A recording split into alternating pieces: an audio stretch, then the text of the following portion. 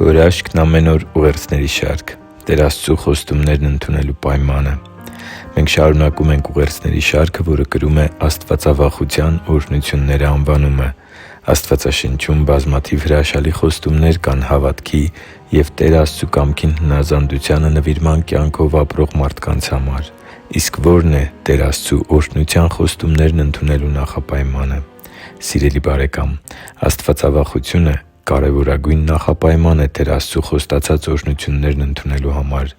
Առանց աստվածավախության չկա սրբություն։ Առանց աստվածավախության չկա և չի կարող լինել Աստծու կամքին հարատև հնազանդություն։ Աստված Իր Սուրբ Խոսքի մեջ հստակ ասում է, որ Իր օրհնություններն աստվածավախ մարդկանց համար են։ 115-րդ Սաղմոսի 13-րդ խոսքում կարդում ենք. «Նա կօրհնի Տիրոջից վախեցողներին»։ Աստվածաշունչը սովորեցնում է նաև, որ ամենամեծ ու զորավոր օրհնություններն ամփոփվում են երանի կամ երանելի բառերի մեջ։ Երբ Աստվածաշնչում կարդում ենք այս բառերը, ապա կարող ենք հստակ ընկալել, որ խոսքը Աստծու աչքերում օրհնված, ուղիղ և Նրա բարեհաճությունը վայելող մարդկանց մասին է։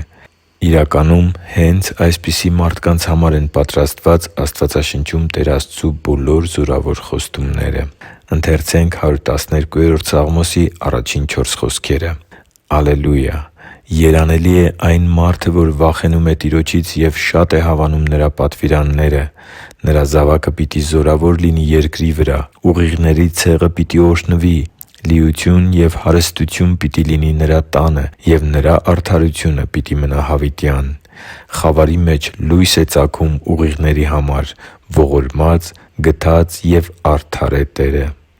Երանելի է այն մարդը, որ վախենում է Տիրոջից և շատ է հավանում Նրա պատվիրանները։ Հենց աստվածավախ մարդիկ են Տիրոջ աչքերում երանելի։ Տիրոջ երկյուղն ունեցողների զավակներն ու սերունդներն են օրհնվելու։ Հենց այսպիսի մարդկանց է Աստվածաշունչը ուղիղների ցեղ կոչում։ Ուղիղների ցեղը պիտի օրհնվի։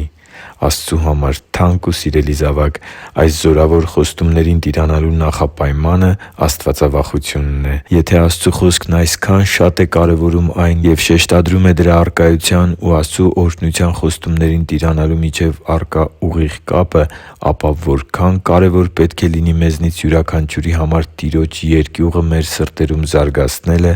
և Աստծու կամքին հնազանդության հանդեպ մեծագույն փափագով ապրելը։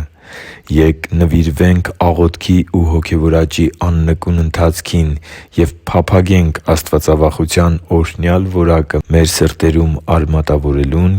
և մեր կյանքում դրա հարատև աճին ու ամրացմանը։ Եվ վերջում երկու հատված ընթերցենք Աստվածաշնչից աստվածավախ մարդկանց խոստացված օրհնությունների մասին։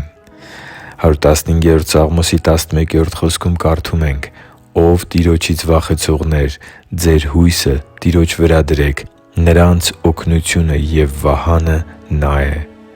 Իսկ 28-րդ Սաղմոսի 14-րդ խոսքում գրված է. «Երանելի է այն մարդը, որ միշտ Տիրոջ երկյուղն ունի»։